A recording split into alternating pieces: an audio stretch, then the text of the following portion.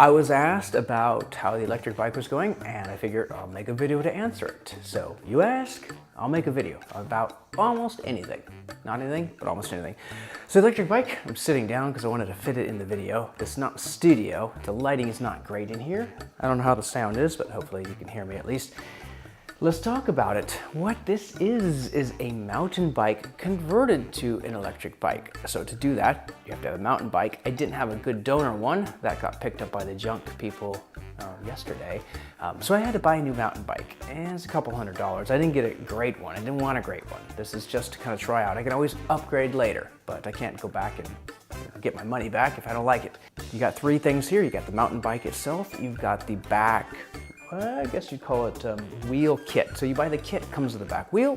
It comes with the kind of the throttle and the brakes, the controller box, and a bunch of wires, and the pedal assist sensor. So the third component is, of course, the battery, which is the most expensive out of all of it if you get a big battery. If you get a small battery, not so problem, but of course the bigger the battery, the farther you can go, and in some ways the faster you can go, although none of them are really supposed to go faster than 16 miles an hour.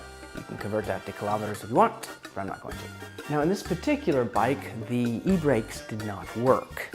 E-brakes just meaning when you pull your brake, it cuts power to the motor, which if you let go of the throttle, it cuts power to the motor too. So you're probably letting go of the throttle because you want to come to a stop. But that doesn't always happen. So, I mean, there's been like once or twice where I've just been, I even got off the bike and I was moving it and I was grabbing the throttle and the bike kind of sped out in front of me, knocked me over. Not fun. But there is a workaround. It's not an easy one, but you can actually buy, well, you can also, your bike may work with the e-brakes that come with it. If so, great. If not, well, you've got some work to do. If your bike has an integrated shift and brake, it's going to be a problem, and it was for me. Again, there is a workaround for it. It's just not, it takes some doing and to buy a special part for another, I don't know, $30, $35.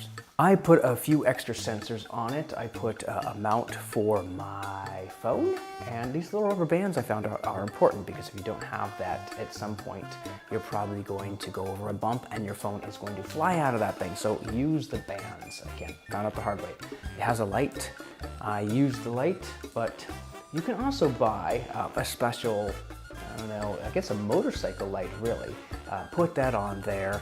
That takes, I guess, drains from your battery, but if you do that, you get a much brighter light, and you've always got kind of a backup in case you forget to charge your handlebar light. Of course, if you forget to charge that handlebar light and you run out of battery juice, then, well, you have no light. But then again, you won't be going very fast. You'll just be going pedaling speed. Other than that, I put on a bell.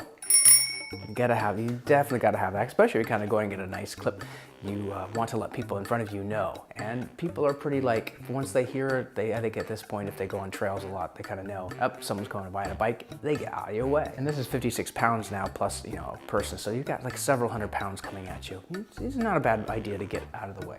I put on a switch to turn on that bicycle light. That was kind of necessary. And that was most of the accessories that I put on the front. I put on a new seat. I put on a bike lock. I did install the pedal assist, except for I have to buy a new kit from China because the kit I have doesn't have an LCD, and you need that. So do not buy the one without the LCD monitor unless you just never want to use pedal assist. But pedal assist is kind of cool, so I recommend actually getting that one.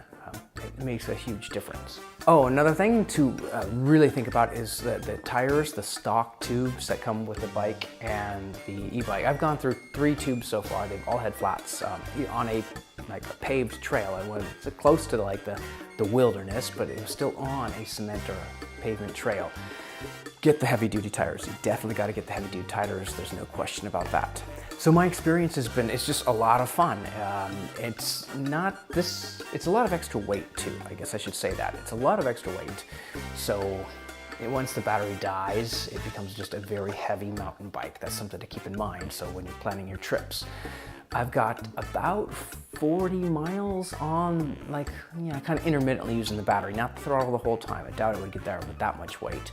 But 40 miles, I guess. Now I've gotten about 50 miles with intermittent use. Yeah, if you keep it You don't go about, if you're pedaling and using it on occasion, I've definitely got 50 miles, which is kind of cool.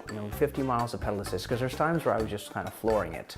In fact, the last few miles, when you realize there's enough juice to kind of make it all the way home, just use the throttle all the way home. By that time, you're probably tired of pedaling anyway. I highly recommend it. It's a great, I'm gonna say it's kind of a tool, half toy, half tool. It's fun to use, just a whole thing. You'll be seeing a lot more of these in the future. Nowadays, when I see a bicycle at all on the road, I look, extra carefully. Is that an e-bike, a regular bike? And I'm seeing e-bikes more and more. It might get to the point where I'm almost surprised seeing a regular bicycle. Although they do give you a lot more exercise.